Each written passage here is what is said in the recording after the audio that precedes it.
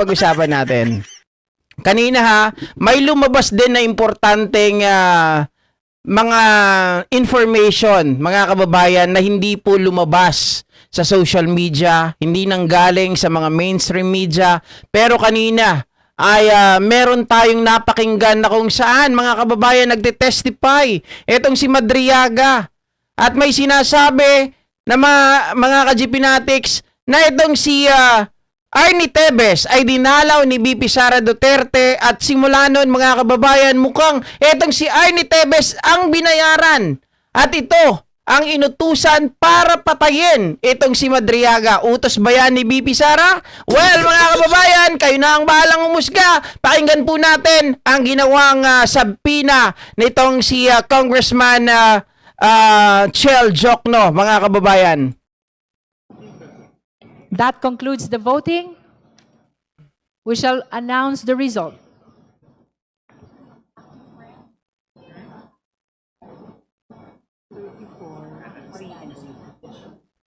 With 34 votes in the affirmative, 3 votes in the negative, and 0 abstention. The motion is granted. The committee is directed to issue the necessary subpoena ad testificandum to Attorney Michael Poa. So ruled.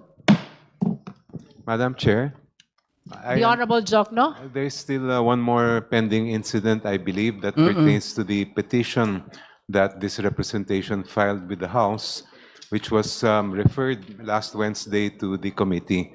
This is a petition under Section 8 of the Rules on Impeachment, which provides that the House may, upon proper petition, provide adequate protection to a complainant or witness if it is shown that the personal safety of the witness is in jeopardy because of participating in the impeachment proceeding.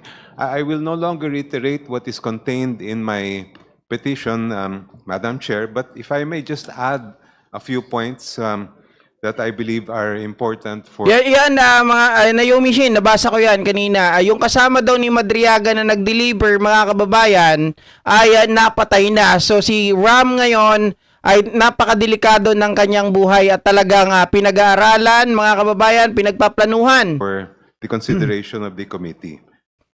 Una-una po, para sa kaalaman ng taong bayan, hiniling natin ang proteksyon para kay Ramil Madriaga para makapunta siya rito at magbigay ng kanyang testimonya under oath sa harap ng committee ito. Standard po ito sa sinumang saksi, pero mas mahalaga ito dahil may mga direktang ulat na galing mismo kay Ginoong Madriaga na may panganib sa kanyang buhay. Hoy, Rufus Rodriguez, pakinggan mo ha. Ang witness ay hindi limitado sa mga PDLs, okay? Ang witness, kapag witness mga kababayan ay may karapatan na siya po mga kababayan ay maprotektahan, okay? In his own sinumpaang salaysay, sinabi niya, and I quote, "Araw-araw na rin nagsasabi sa akin, delikado na talaga ang buhay mo, seryoso. Ingat Ram, balita ko mataas-taas ang reward money sa iyo. Secure mo ang family mo at iba pa." Sa loob ko ay nakakaramdam ako ng sobrang takot. Ang takot na yon ay hindi lang sa sarili ko, kundi pati sa aking pamilya. Napaparanoid na rin po ako kasi posible rin itong mangyari, nalasunin ako. Halos hindi na ako mapakali, kuminsan at hindi ko maiwasan magduda na rin sa mga fellow PDLs at kahit po mismo sa mga jail officers dahil sa pagsiwalat ko ng issue kay VP Sara Duterte. Dapat talaga maging vigilante siya mga kababayan pagdating sa mga ganyan kasi anyone, 'di ba, pwedeng mag-traidor. Madam Chair, these threats have already escalated. According to his affidavit, on March 3, 2026, a detainee with a pending homicide case attempted to forcibly drag Mr. Madriaga into a confined bodega area within the jail. According to Mr. Madriaga, and I quote, "Ayon sa mga naririnig ko sa loob ng kulungan, ang bodegang ito ay sinasabing pinagawa ni dating Congressman Arnie Tevez. Isa sa mga impormasyon na nakuha ko ay si Kong Arnie Tevez ang gusto magpatumba sa akin," end quotation. Aragay ko mga kababayan, nako ha. Oo nga naman, kasi nakakapagtaka talaga. Balikan natin yung pahayag at tanong din ni Pebbles Talakera. Dahil si Pebbles naman talaga ang mas maraming insight sa mga bagay na ito. Dahil siya rin ang nagpakalat, mga kababayan, ng balita hinggil dito kay Ramil Madriaga at yung kinalaman doon sa mga 17 farmers na inagawan po ng lupa or ninakawan ng lupa di umano ni Harry Roque at ng mga Pogo personalities. Ngayon mga ka-GPnatics, nagtataka tayo dahil itong si BP Sara Duterte di umano at ang kanyang mga tauhan ay dumadalaw kay Arnie Tebes. Now, the question is, bakit nila dinadalaw?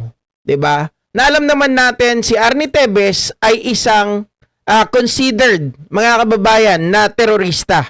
'Di ba? Itong si Arnie Tebes. Tapos pupuntahan ni BP Sara Duterte at pupuntahan, mga kababayan, ng mga tao ni BP Sara Duterte. And eto it was tawag dito mga kababayan, it was verified by the DILG Secretary John B. Cremulya na dumalaw si Sara Duterte kay Arnie Tebes. So sa madaling sabi, questionable yun. Vice Presidente dadalaw sa isang, alam naman natin mga kababayan, na nasasangkot ngayon. 'Di ba kasi kung pakikinggan natin yung argumento nitong si Rufus Rodriguez, mga kababayan, na sinasabi niya, ano yung pagkakasabi niya dito kay Ramil Madriaga, mga kababayan, na kinagalit ni Laila de Lima? Yung sinabihan niya na ito daw ay polluted na tao. 'Di ba? Polluted na tao. Bakit daw ito poprotektahan? Eh si Sara Duterte nga kung ako kay Laila de Lima kanina, sasabihin ko, okay, eto sinisiraan mo na polluted. Tapos kailangan nating protektahan. Eh si Arnie Tebes nga inakusahan 'yan. 'Di ba? Binasahan na 'yan na siya po ay isang terorista. So why on earth that the Vice President, mga kababayan, ay bumibisita sa isang terorista? Eh mas malala 'yun, 'di ba? O anong tawag dito? Anong rason ni BP Sara Duterte to visit Arnie Tebes? 'Yun eh. 'Di ba, mga kababayan? Kinumpirma naman po ni DILG Secretary John V. Cremulya na binisita ni Vice Presidente si dating Congressman Tebes sa kulungan noong October 19, 2025.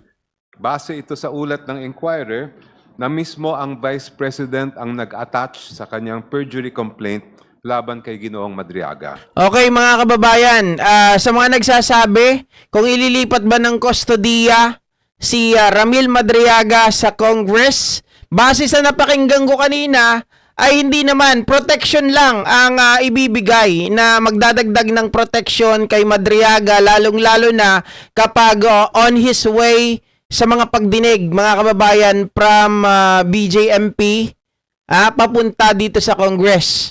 Hindi talaga siya totally ililipat sa Congress, mga kababayan. Yun, base sa napakinggan ko kanina, correct me if I'm wrong kung may namis ako. Ito ay matatagpuan mismo sa Annex V sa complaint affidavit na minarkahang Annex 5 sa Consolidated Verified Answer ad cautelam ni Vice President Sara Duterte.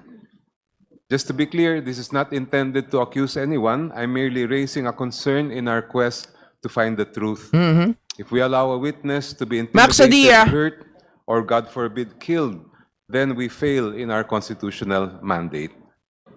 In terms of what kind of adequate protection I believe would be necessary, I believe that would entail three things, Madam Chair. Number one, that the security for the witness be beefed up, particularly by the National Bureau of Investigation. Beef up. Second, that his attendance when he is required to appear here be done in a secure manner, that there is sufficient security for his transport here. Okay. And also while he is here to testify, that he be put in a secure place. Hindi siya ililipat Thank you, sa Madam Chair. custody ng HOR.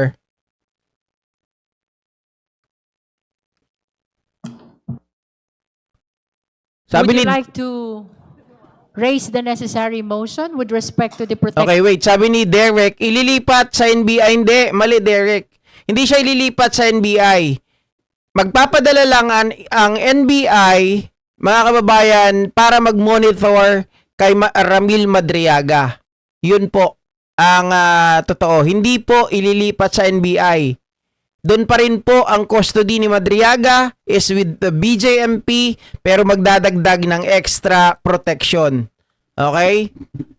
Dadagdagan po ng security si Ramil Madriaga habang magta-transport siya papunta sa pagdinig ng impeachment at habang siya po ay nandito at syempre habang siya po ay nandoon sa BJMP. At syempre mga kababayan, maririnig natin etong pag-object nitong si Rufus Rodriguez hinggil sa bagay na to at dito po sila magkakaroon ng iringan. Protective custody of witness Ramil Madriaga. Yes, Madam Chair. In line with Section 8 of the Rules of the House on Impeachment, I move that adequate protection be provided to Mr. Ramil Madriaga. Adequate consisting protection. of three things. Number one, that the security where he is presently detained be beefed up, particularly by the National Bureau of Investigation. Nulit Number two, that his attendance, when required by the committee, be secured as well, so that his safety will be, so that his life will not be put in danger. And number three, that while he is testifying before this committee, that again proper safeguards be put in place to ensure his that his life will not be endangered. I so move, Madam Chair. So for clarification, the Honorable Jokno, you are requesting, in line with protective custody, is to augment the current security with the NBI security. Yes, Madam Chair. You are also requested for sufficient security during his transport to the hearing of the Justice Committee. And while you he also is requested for a secured and safe place for his confinement While he is testifying. Yes. while he is testifying before the Justice Committee. So we've heard the details of the protective custody which are being requested by the Honorable Jokno by way of his motion.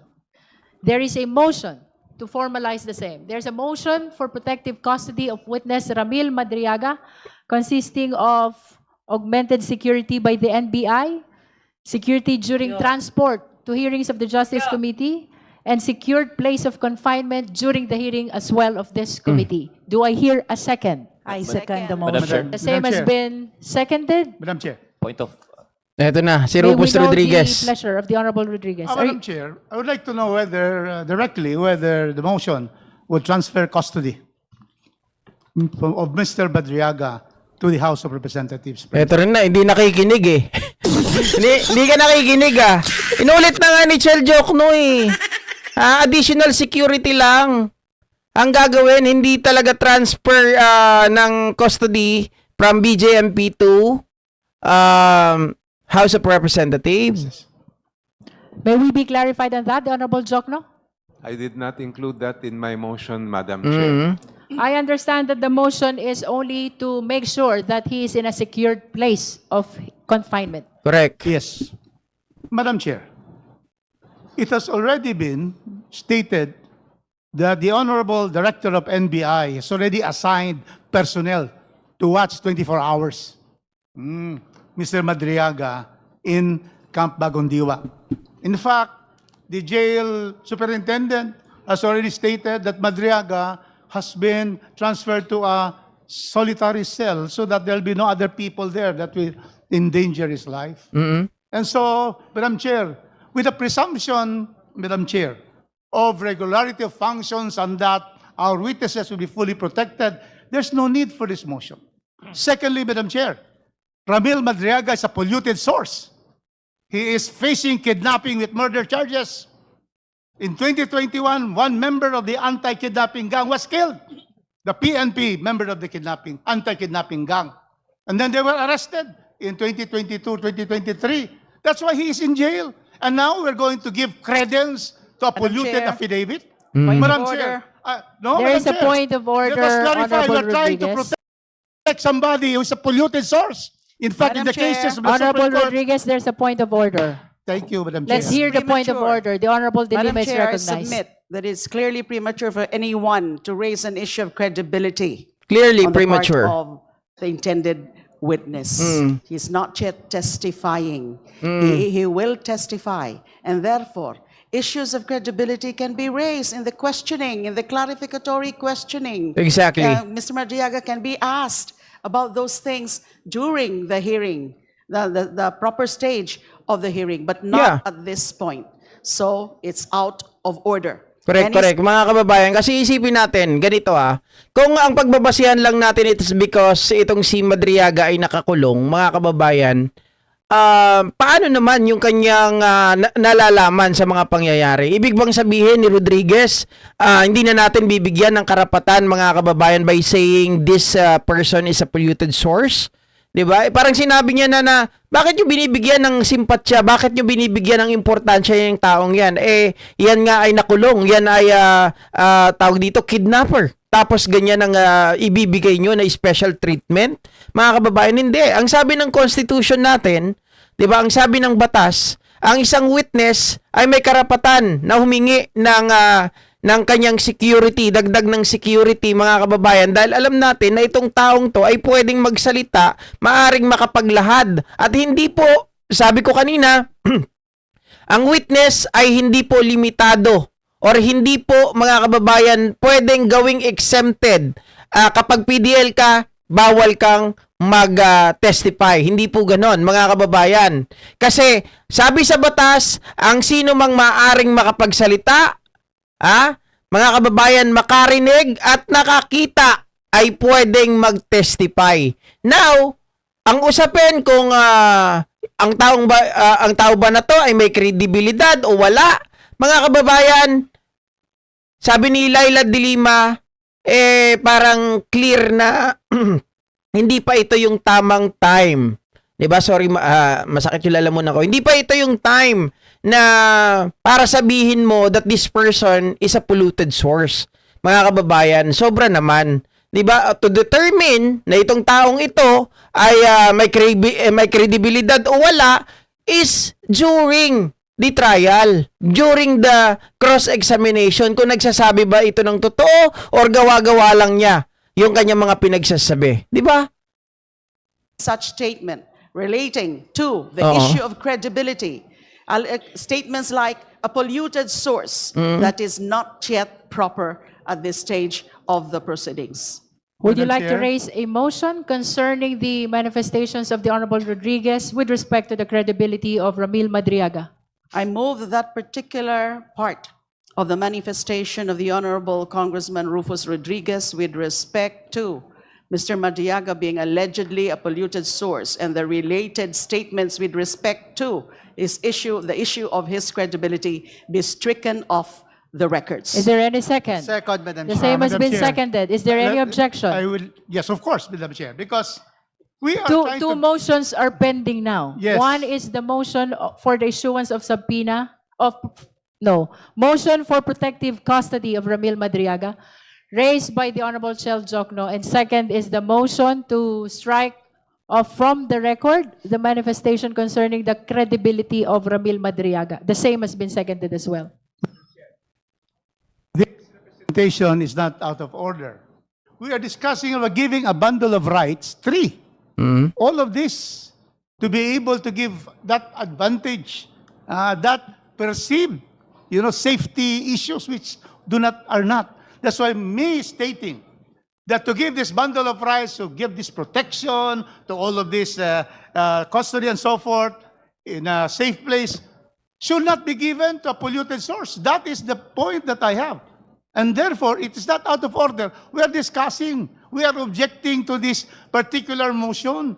And that is the reason why, these are the reasons why I say that we have to know this person whom we are giving all of these extra advantages and extra attention and care which he does not deserve. Madam Chair, The Honorable De Lima.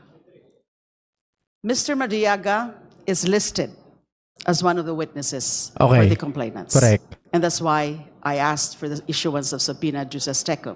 And it's very clear under Section 8 of the Rules of Procedure in Impeachment Proceedings, protection to complainants or witnesses, The House may, upon proper petition, provide adequate protection to a complainant or witness if it is shown that the personal safety of the complainant or witness is in jeopardy because of participating in the impeachment proceedings. And we have heard the manifestation and the explanation of the Honorable Chel Jokno about Ganito kasi yan mga kababayan. Halimbawa, tama si Congressman Rufus Rodriguez. Pero, ayun nga, masyadong premature yung kanya mga paratang.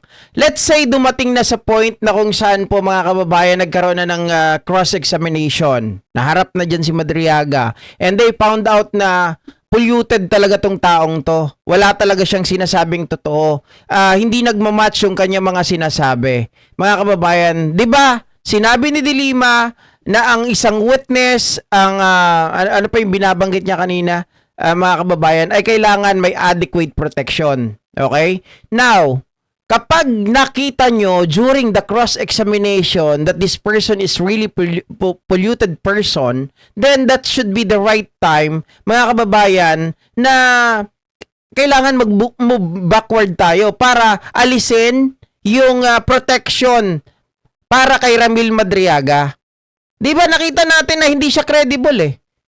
O bakit mo pa itutuloy? Bakit ka pa magbibigay ng extra protection, extra care, di ba? VIP treatment dito sa taong ito. Okay, mali ako mga kababayan, hindi natin dapat gamitin yung VIP because all of witness ay dapat mabigyan ng protection. Okay? Whether kahit yan ay sabihin natin mga kababayan, PDL, kung sino man yung tao na yan, ay kailangan talaga natin maproteksyonan.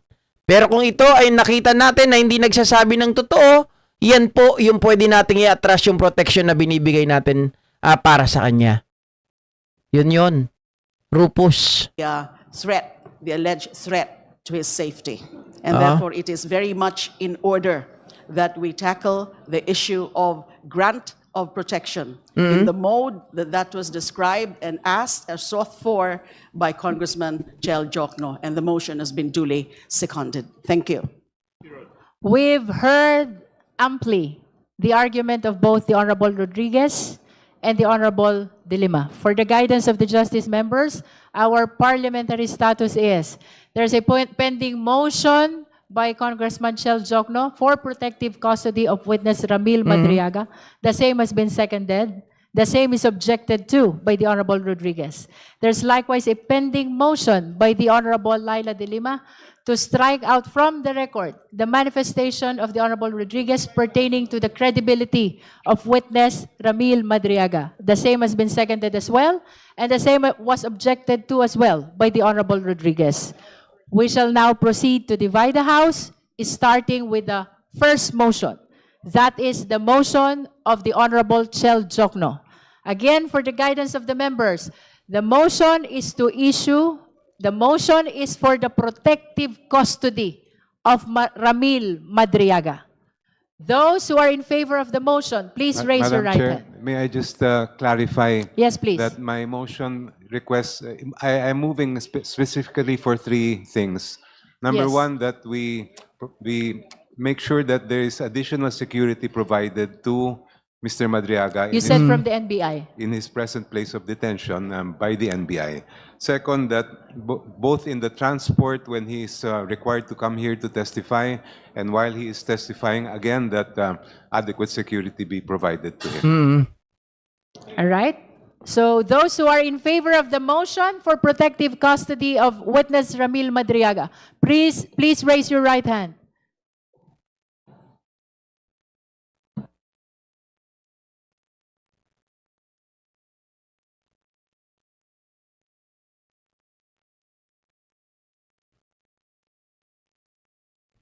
Si Rufus lang talaga mag-isa.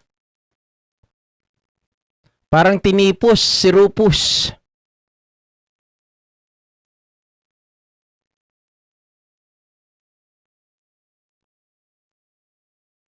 You may put down your hands. Those who are not in favor, please raise your right hand. Honorable Tino.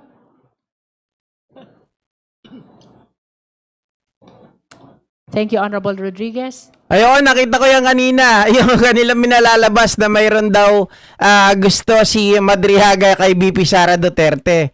Kaya itinayo yung isip, mga kababayan. O di parang umamin na rin sila na ang founder nga talaga ng Isip Pilipinas, mga kababayan, ay si Ramil Madriaga. O, di ba? Parang mga tanga lang eh. Anyway, mga ka-GPnatics, iwanan na natin yan kay si Rufus Rodriguez na alam naman natin, mga kababayan. Ito mag-ingat lang talaga si Ramil Madriaga at sana, mga kababayan, magtrabaho ng maayos yung mga additional security para sa safety netong si Madriaga na alam naman natin, napakadelikado, mga kababayan. At saka na tayo, tawag dito, magbigay po ng ating opinion, mga kababayan, ng concrete opinion kapag narinig na rin natin itong si Madriaga during the cross-examination. Kasi doon natin malalaman kung nagsisinungaling ba o ito ba ay nagsasabi ng totoo, mga kababayan. And, syempre, pag-uusapan din natin ngayon, ito, mga kababayan, mukhang nagkakainitan ngayon